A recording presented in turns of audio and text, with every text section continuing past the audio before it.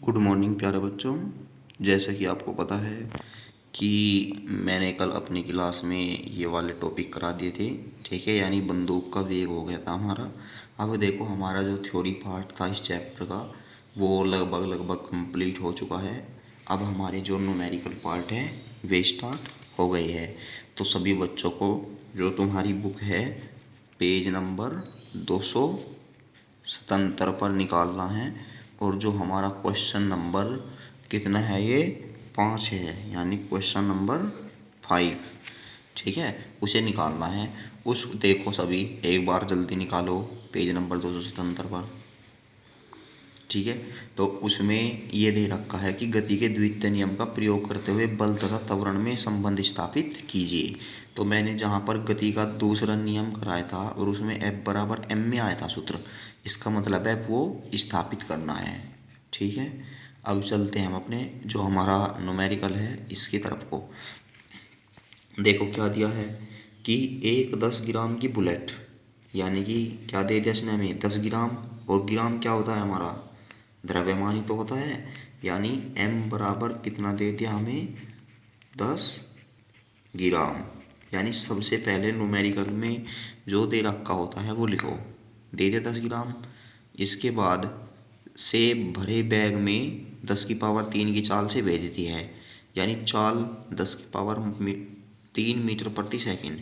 यानी कि देखो ये होगी हमारी, क्या पहले पढ़ो, ठीक है। 5 सेंटीमीटर अंदर घुसने के बाद रुक जाती है। गणना कीजिए रेत द्वारा बुलेट पर लगा प्रतिरोध, बुलेट के विरामावस्था में आने में लगा समय।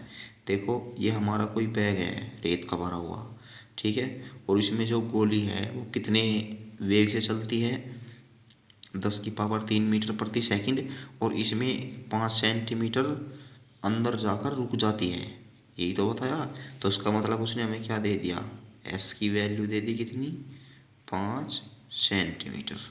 और इसने हमें प्रारंभिक वेग कितना दिया जिससे गोली आई थी, यू बराबर कितना दे दिया हमें, कितना दिया है 10 की पावर 3 मीटर प्रति सेकंड, क्योंकि ये प्रारंभिक वेग दिया ना कि इतने की चाल से आती है और अंदर जाकर रुक जाती है।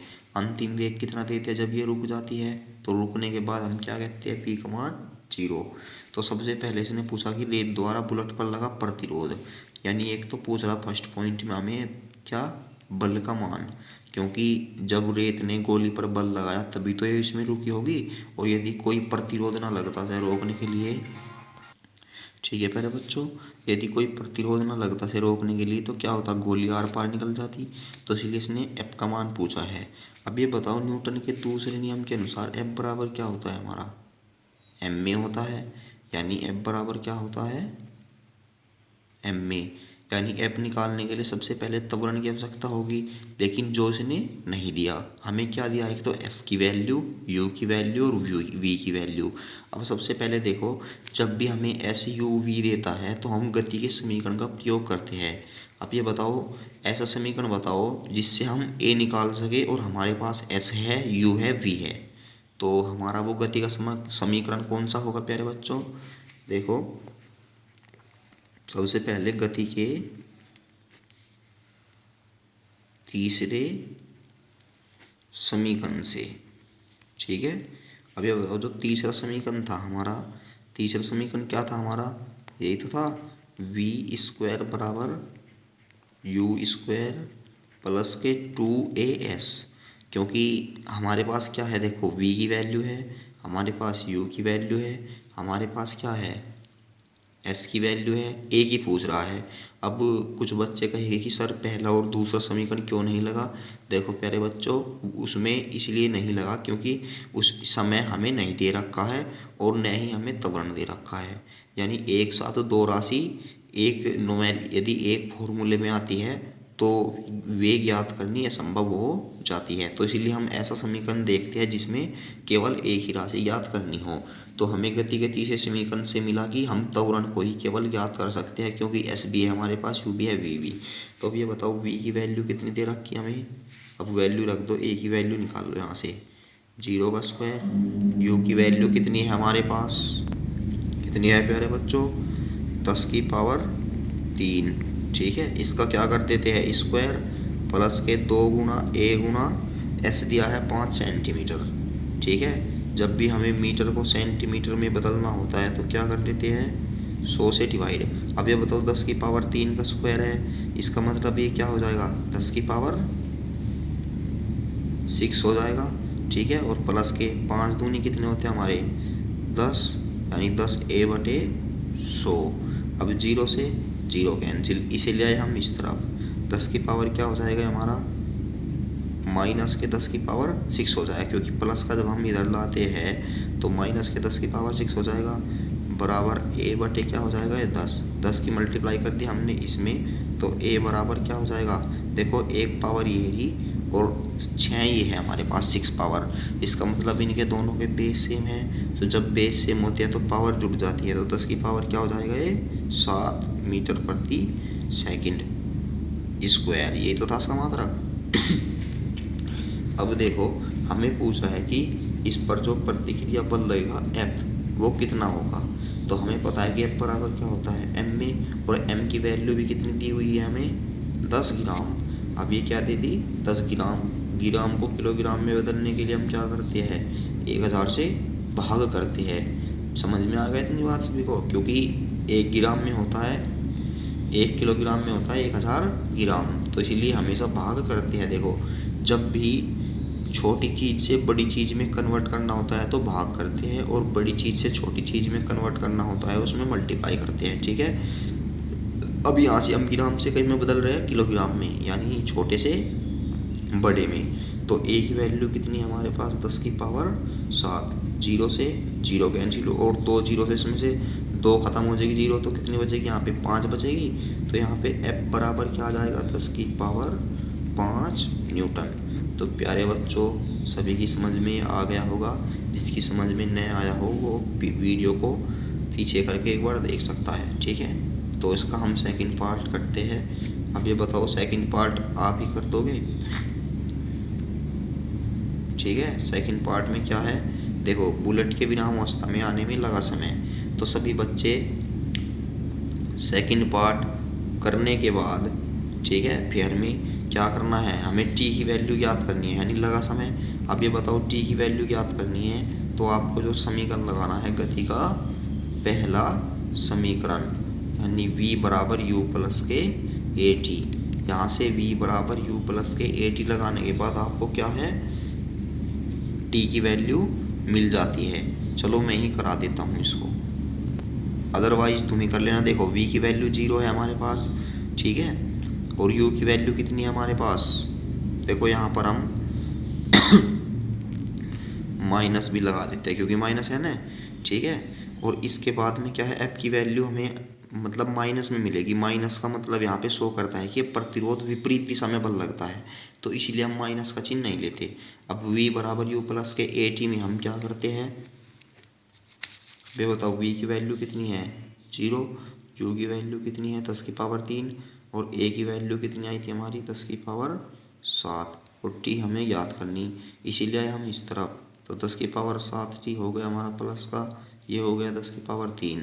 अब ये बताओ t बराबर 7, 10 की पावर 3, 7 पहुँच गया इसके अपोन में, 3 से ये कटी तो 4 बचेगी, यहाँ पर कितनी बचेगी 4, 4 पहुँच गई ऊपर, तो 10 की पावर क्या बचेगी, माइनस के 4 सेकंड। ठीक है, तो ऐसे सोल्व करना है। अब हम चलते अपनी नेक्स्ट न्यूमेरिकल पर। तो प्यारे बच्चों हमारा नेक्स्ट न्यूमेरिकल पेज नंबर 277 पर क्वेश्चन नंबर जो 8 है ये है, ठीक है। तो क्या है कि एक मोटर कार 108 किलोमीटर प्रति घंटा के वेग से चल रही है, यानी स्टार्टिंग इसी से ही तो किसने 108 किलोमीटर प्रति घंटा से, इसका मतलब क्या दे दिया हमें, u का मान दे दिया, ठीक है। और ब्रेक लगाने के बाद 4 सेकंड के बाद रुक जाती है, यानी क्या दे दी हमें, t की वैल्यू दे दी कितना 4 सेकंड समय दे दिया, ठीक है। और क्या है, ये रुक जाती है बाद में, यानी अंतिम वेग कितना दे दिया हमें, v की वैल्यू 0। तो इसने कहा है कि इस पर लगे बल की क्या करनी हमें, f की वैल्यू गणना करनी, और यदि हमें m का मान कितना दे दिया इसने 1000 किलोग्राम।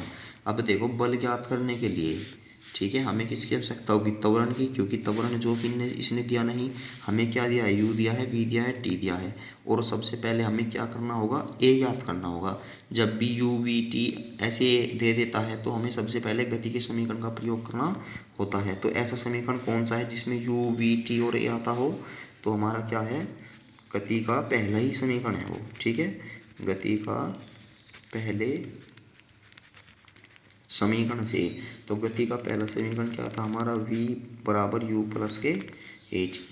अब v की वैल्यू कितनी हमारी, किलोमीटर प्रति घंटा में, लेकिन ये दिया है हमें सारी सेकंड में। ठीक है, तो जब भी मैंने बताया था कि किलोमीटर प्रति घंटा को मीटर प्रति सेकंड में कन्वर्ट करना हो तो क्या करते हैं हम, 5/18 से मल्टीप्लाई करते हैं। ठीक है, ठीक है प्यारे बच्चों। अब ये बताओ, 18 छिक्का 108 और 6 पंजे क्या होता है हमारा, 30 मीटर प्रति सेकंड आ गया।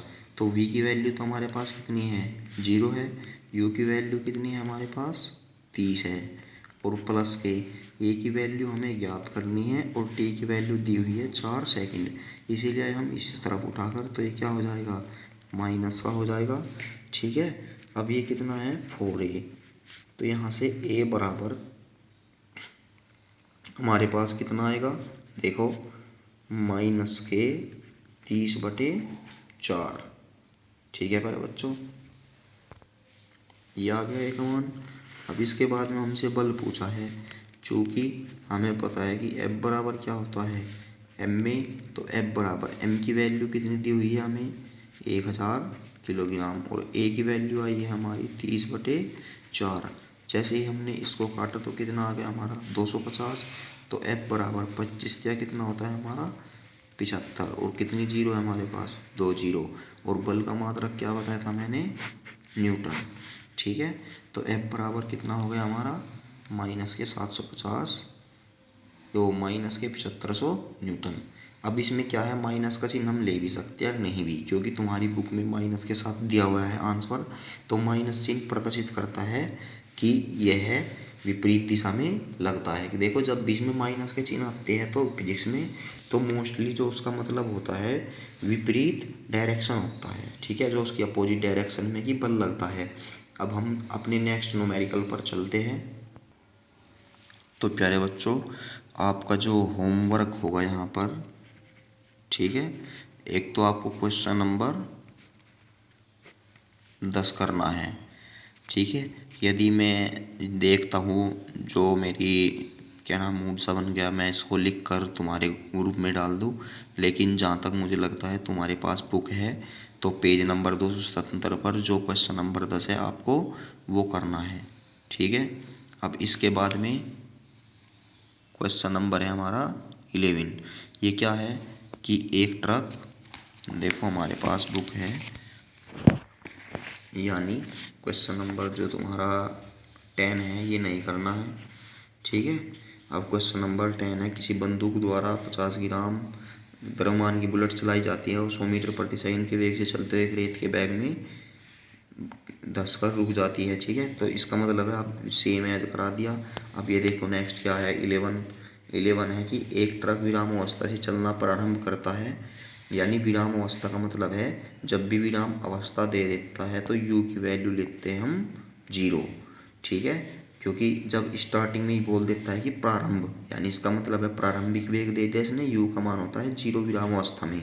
ठीक है, एक समान त्वरण से एक पहाड़ी से उतरता है और 10 सेकंड बाद, यानी किसकी वैल्यू दे दी हमें, t की वैल्यू दे दी, सेकंड बाद इतने मीटर, मीटर किसकी होती है, s की, तो s बराबर देते 400 मीटर की दूरी तय करता है। तो इसका त्वरण ज्ञात कीजिए। और यदि इसका द्रव्यमान 7 मीट्रिक टन हो तो इस पर कार्य करने वाले बल की गणना कीजिए।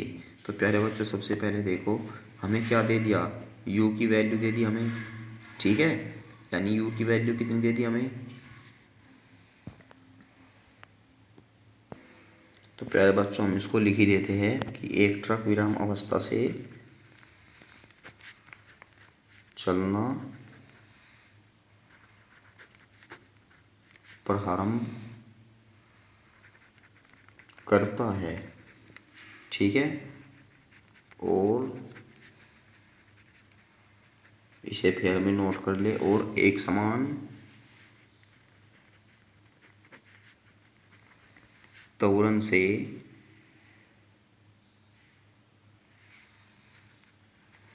एक पहाड़ी से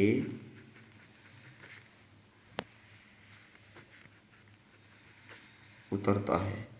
ठीक है प्यारे बच्चों, तो इसके बाद क्या है, वह 20 सेकंड में 400 मीटर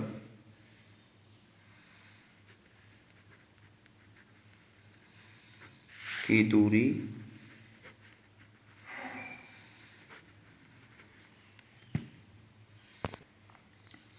तय करता है। ठीक है, अब देखो यहाँ से एक विराम अवस्था से पर चलना प्रारंभ किया। जब भी विराम अवस्था दे देता है तो इसका मतलब है यू का मान कितना दे दिया, 0। ठीक है, और एक समान त्वरण से एक पहाड़ी से उतरता है। ठीक, और वह 20 सेकंड में, 20 सेकंड का मतलब है समय दे दिया, 400 मीटर का मतलब है यहाँ से एस की वैल्यू दे दी। ठीक है, करता है। तो क्या क्या ज्ञात करना वो भी लिखते हैं हम। एक तो कहा है इसमें कि इसका त्वरण ज्ञात कीजिए। ठीक है, और एक का है यदि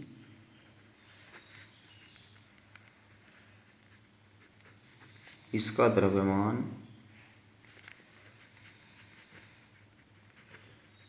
7 मीट्रिक टन हो तो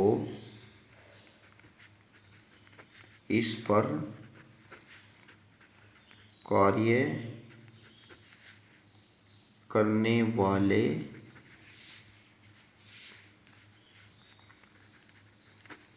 बल की गणना कीजिए। अभी बताओ, सबसे पहले एक तो हमें त्वरण याद करना है, तो जो जो हमें दिया हुआ है सबसे पहले वो लिखो। यानी एक ट्रक क्या है, विराम अवस्था से चलना प्रारंभ करता है, इसका मतलब यू की वैल्यू दे दी इसने हमें 0। ठीक है, और क्या है कि 20 सेकंड में, यानी टी की वैल्यू कितनी दे दी, 20 सेकंड में एस बराबर 400 मीटर की दूरी तय करता है। ठीक है, तो इसका त्वरण ज्ञात कीजिए। और अब सबसे पहले देखो, तो प्यारे बच्चों समझ में आ गया न्यूमेरिकल। ये देखो सबसे पहले u की वैल्यू, एक बार और u की वैल्यू दे दी हमें 0, t दे दिया 20 सेकंड, s की वैल्यू दे दी हमें 400। तो हम इस गति के समीकरण में वह गति का समीकरण लगाते हैं कि जिसमें केवल s दिया हुआ हो, u दिया हुआ हो, t और a हमसे पूछ रहा है, तो केवल यही तो आता है दूसरा समीकरण। क्योंकि जो पहला समीकरण होता है उसमें क्या है, v की वैल्यू भी हमें पता होनी चाहिए तभी तो निकलेगा, या तीसरे समीकरण में भी। अब ये बताओ, जब हम गति का दूसरा समीकरण लगा दिया तो s की वैल्यू कितनी दी हुई है, 400। ठीक है, बराबर, अब u की वैल्यू कितनी दी हुई है हमें, 0। ठीक है, अब इसके बाद में प्लस 1/2 जू का तो a की वैल्यू हमें ज्ञात करनी है।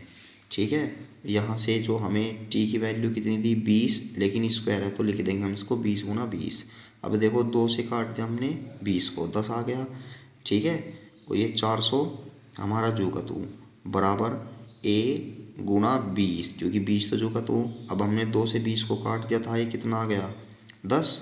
ठीक है, अब 20 से हमने 400 काट दिया, ये 20 आ गया, क्योंकि 20 की मल्टीप्लाई कितना होता है, 400। ठीक है, अब 10 से इस 20 को भी काट दिया, 10 दूनी 20, तो ए की वैल्यू कितनी आ गई हमारी, 2 मीटर प्रति सेकंड। अब इसके बाद में हमसे पूछा है कि बल की वैल्यू कितनी होगी। देखो, यदि हमें एफ बराबर बल की पूछा है, और एफ बराबर क्या होता है हमारा, एम में, क्योंकि ए की वैल्यू हमें मिली गई और एम का मान दिया है 7 मीट्रिक टन। देखो, इसे हम तभी सोल्व कर पाते हैं जब हमें ये पता होता है कि 1 मीट्रिक टन में कितने किलोग्राम होते हैं। तो प्यारे बच्चों, यानी 1 मीट्रिक टन में होता है 1000 किलोग्राम। तो 7 मीट्रिक टन में क्या हो जाएगा, हम 1000 की कर देते हैं मल्टीप्लाई, तो m बराबर क्या आ जाएगा हमारा, ये 7000 किलोग्राम। अब ये बताओ f बराबर क्या होता है, m में ही तो होता है। तो f बराबर m की वैल्यू तो मिल गई हमें कितनी, 7000, और a की वैल्यू दी है 2000। तो 7 दूनी कितना होता है 14,000 न्यूटन। तो प्यारे बच्चों ये न्यूमेरिकल आई होप सभी की समझ में आ गया होगा।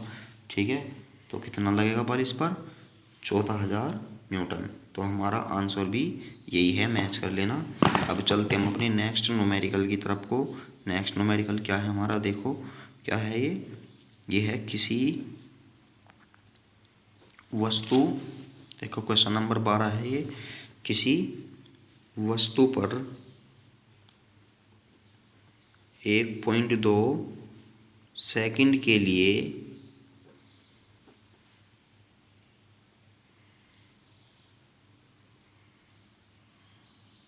ठीक है, सेकंड के लिए कोई बल कार्य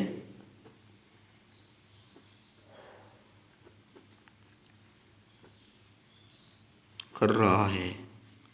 यह हो गया हमारा एक निश्चित बल, इसकी गति यह होगी, और एक निश्चित बल इसकी गति 1.8 मीटर प्रति सेकंड से 4.2 मीटर प्रति सेकंड बढ़ा देता है। ठीक है, और बाद में यही बल 2 सेकंड के लिए लगाया जाता है। तो हमसे पूछा है कि 2 सेकंड में चाल में कितना परिवर्तन होगा। देखो तो बच्चों न्यूमेरिकल को अच्छी तरह अब, ठीक है, किसी वस्तु पर, यानी एक तो देते इसमें हमें कि कोई निश्चित बल T बराबर 1.2 सेकंड तक कार्य करता है। ठीक है, और इसने हमें जो प्रारंभिक वेग है u की वैल्यू कितनी दे दी 1.8 मीटर प्रति सेकंड। और ये बल जब 1.2 मीटर सेकंड तक कार्य करता है तो उसका वेग इतने से, यानी अंतिम वेग कितना हो जाता है 4.2 मीटर प्रति सेकंड हो जाता है। तो देखो सबसे पहले जब हमें ये वाली कंडीशन दी हुई है तो हम इसका त्वरण ज्ञात करते हैं, क्योंकि बल क्या है पहले भी वही है और बाद में भी वही है। तो इसीलिए हम यहाँ पर गति के पहले समीकरण से v बराबर u प्लस at लगाकर, ठीक है, तो यहाँ से a ज्ञात करते हैं। अब ये बताओ v की वैल्यू कितनी दी हुई है 4.2, ठीक है, और u की वैल्यू कितनी दी हुई है 1.8, a प्लस के t की वैल्यू दी है 1.2। अब ये बताओ 4.2 माइनस के 1.8 बराबर a गुणा 1.2। 4.2 में से 1.8 गए, कितने बच जाते हैं हमारे 2.4 बराबर a गुणा 1.2। तो 1.2 दूनी कितने होते हैं हमारे, यही तो होते हैं 2.4। तो क्या आ जाएगा मीटर प्रति सेकंड स्क्वायर, ये आ गया।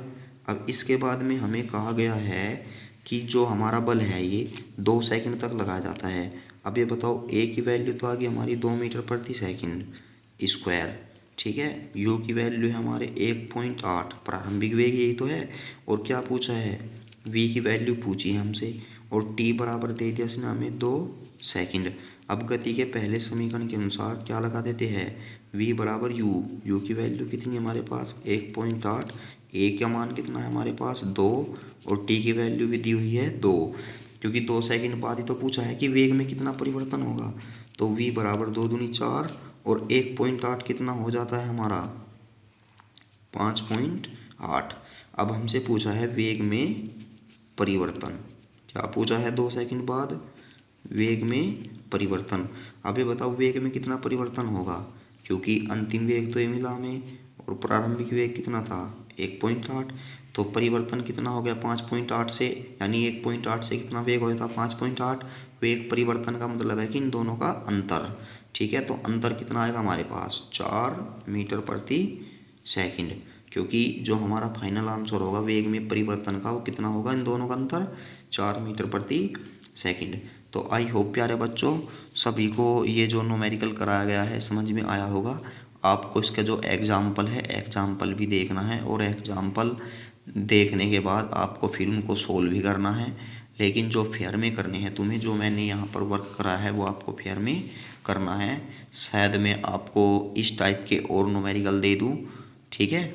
तो प्यारे बच्चों अपनी केयर भी रखा करो, क्योंकि जो हमारा ये कोरोना टाइम चल रहा है बहुत ही बुरा चल रहा है, ठीक है। तो इसलिए अपनी देखभाल भी अच्छी तरह किया करो, और जो वर्क कराया जाए उसे टाइम से अपने फेयर में भी किया करें, और साथ साथ ही उसका रिवीजन भी करें, ठीक है। और हमारा शायद कल या परसों ये चैप्टर 2 भी कंप्लीट हो जाएगा। इसके बाद हम अपना नेक्स्ट चैप्टर कंप्लीट करेंगे, ठीक है प्यारे बच्चों। तो अब हम चलते हैं और नेक्स्ट वीडियो में आपसे मिलते हैं फिर। तो ठीक है बच्चों, प्यारे बच्चों, thanks for watching my video.